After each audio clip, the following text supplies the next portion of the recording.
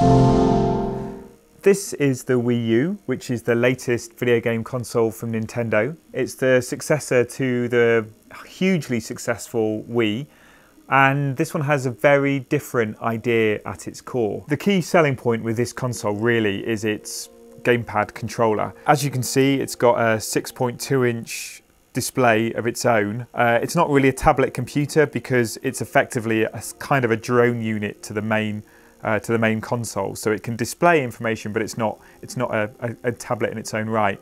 It does have a touch screen, so you can select things on it like this. One thing is though, it's only a single touch screen, so it doesn't do multiple touches. You can't do pinching like you could on an iPad screen, say. It also has twin analog control sticks. It's got a little D-pad. It's got the usual 4 buttons here, and it's also got triggers and shoulder buttons as well on the side. So lots and lots and lots of control options really. It looks like there's going to be 25 games available for the UK launch, which is a pretty sizable launch lineup really. A lot of those titles are going to be familiar to people. There's lots of translations of titles like Assassin's Creed, Batman, Call of Duty. But I think the most interesting games are probably Nintendo Land, New Super Mario Bros. U, and Zombie U, which is the quite scary survival horror zombie game, which is very un-Nintendo and very interesting to see as a launch title. But I think we should probably have a little bit of a look at Nintendo Land, because I think that's possibly the killer app. As you can see, you can just wander around the world and you sort of happen upon these different mini games which you can just wander into. This makes full use of the accelerometer controls as well, so you can have a good look around the world just by moving the controller itself. Nintendo say that there's maybe a 1/60th of a second delay between your actions on the gamepad and them actually appearing on screen, which is pretty good. So it's almost instantaneous response times. And also, this is online, so eventually all these little people that you see as you're wandering around the world at the moment are computer generated, but when Nintendo Land is played online, you'll actually be able to meet your friends in Nintendo Land as well.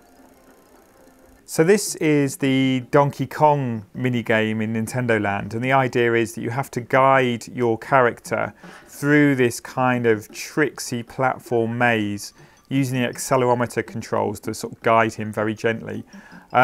This is one of the single-player Nintendo Land games, and it's designed really just as a sort of test of your accelerometer prowess. But it's got a really kind of nice feel to it, and you can get the feedback from the controls quite nicely. The triggers move those platforms, and you find that lots of different moves come into play. Like, here's a section where you have to actually blow on the mic to make the lift work. So I'm just going to do that now. And there you go. The Wii U is available in 2 packages. There's the basic 8GB package, and that's £250. Then for £300 you get the premium edition, which comes with a 32GB hard drive and a copy of Nintendo Land and some other extras as well. Ultimately, I think this is going to be a much harder sell for Nintendo than the Wii was. I think everybody could imagine the bonus of having a controller which responded to movements. I think having a controller which has a different screen in it is very hard. It's much harder to communicate, I think. In fact, Nolan Bushnell, the founder of Atari, the game design legend, has recently told the New York Times that he thinks this is a step too far for Nintendo. He thinks it's the end of their era. I wouldn't go that far. I would say on the basis of the opening software, the launch software, there's a lot left to be done. But there's an old adage, there's an old saying in this industry: never underestimate Nintendo, never write Nintendo off. Nintendo needs a killer app for this game. It needs one big seller. And if next year it gets that, then I think this whole thing is going to be turned around. And right now it could be that one game is sitting in Shigeru Miyamoto's head.